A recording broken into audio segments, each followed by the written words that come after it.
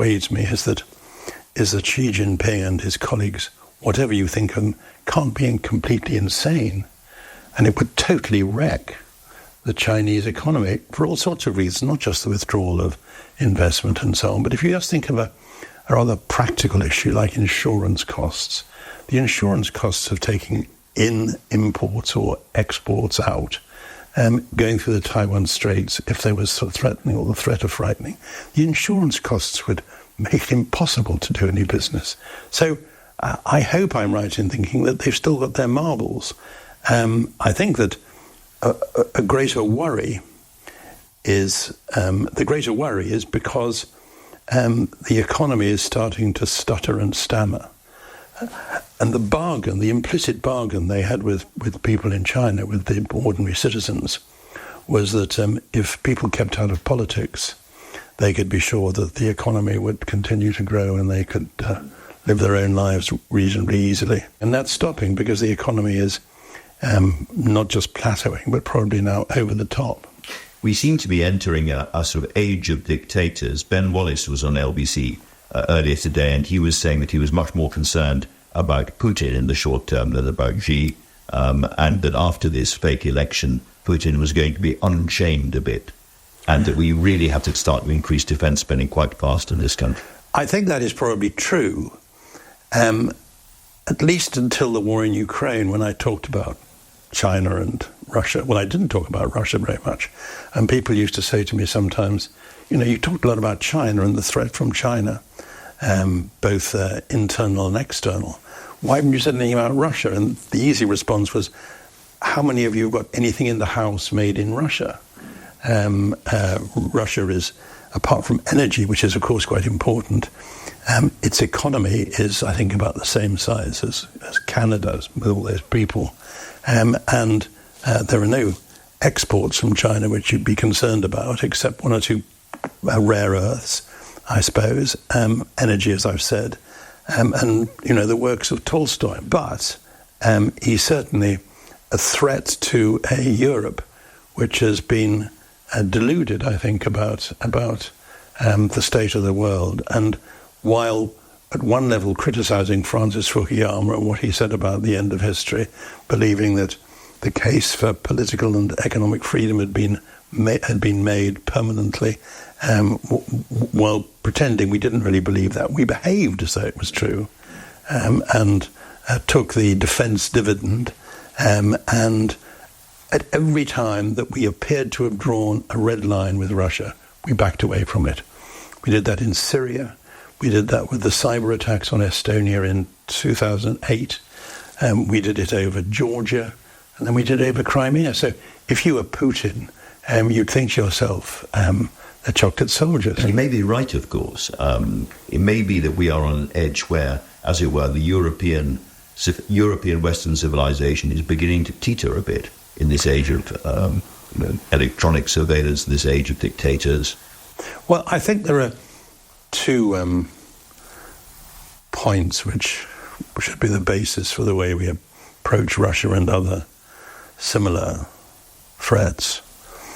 Adlai Stevens, who unfortunately made the mistake of losing slightly too many elections, said something which was, many things which were very wise.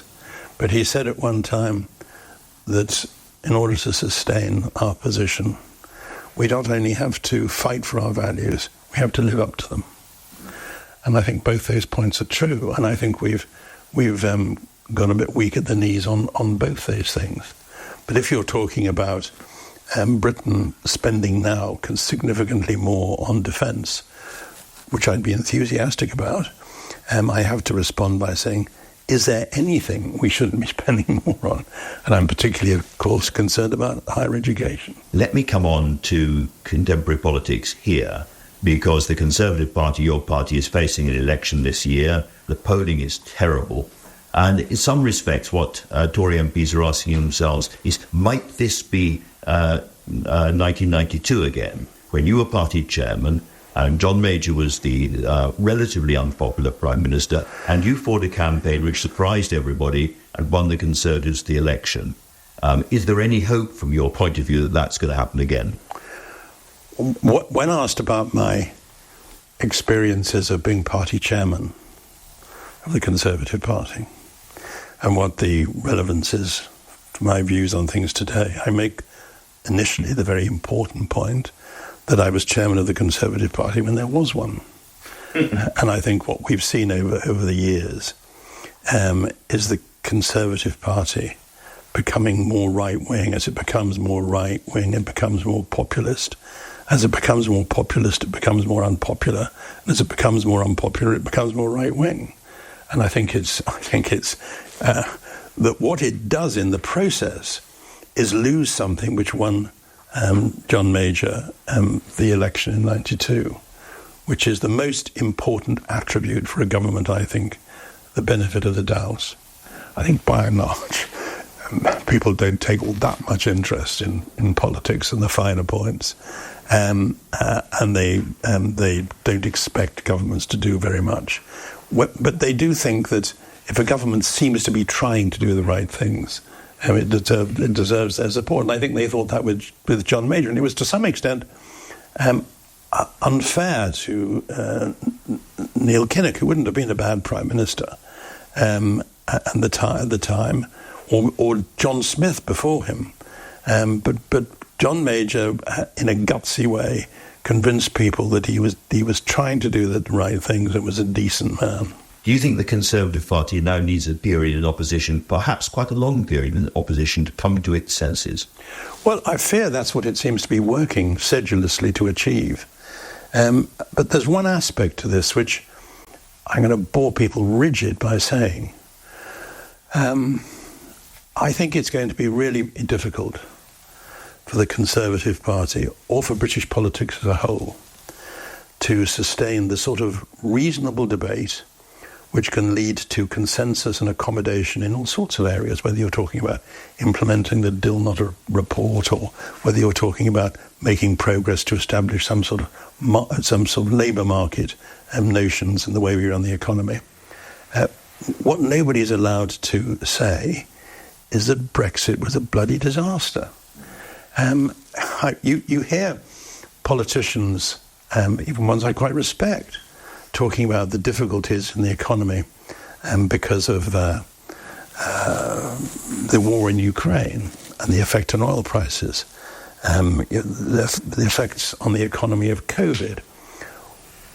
Neither of those issues are ones where, to use an awful sort of social scientist word, we had agency. So you can perfectly well say that that was bad luck from the government. But Brexit we did ourselves.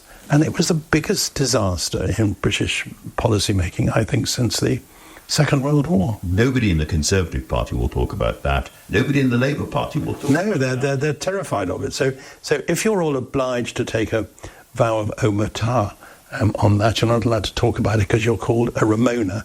Look, I'm 79, I don't think there's a chance in hell of us rejoining the European Union in my lifetime, unless I live to a sort of Methuselah age. But I do think there are better ways of organising our relationship with our biggest market, and we should do them. And we shouldn't, when we try to do them, be put off by tabloid headlines or tabloid arguments by some on the political extremes that we're somehow destroying Britain's independence and withering the chances of Brexit, Britain, or the chances that we open up for trade out in the rest of the world. It's all bilge. What do you make of Keir Starmer and Rachel Reeves?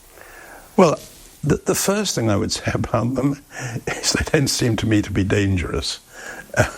And with Corbyn, it wasn't very difficult to win an election because people were pretty terrified of the things which he purported to stand for. He probably wasn't as bad as that, but he tried to show himself as though he was.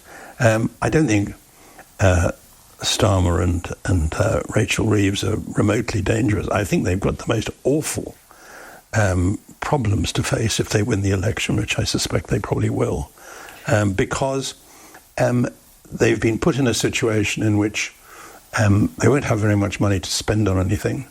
If they say that, well, they've got to defend public services, they're going to be endlessly asked, does that mean putting up taxes? It's a pretty dodgy argument for the Conservatives. Look at what taxes have done anyway.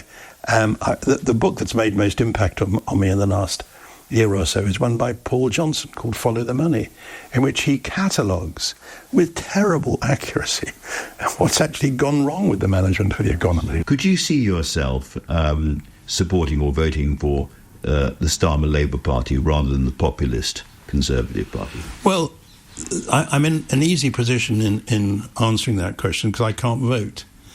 But when I'm asked, I have a very simple position.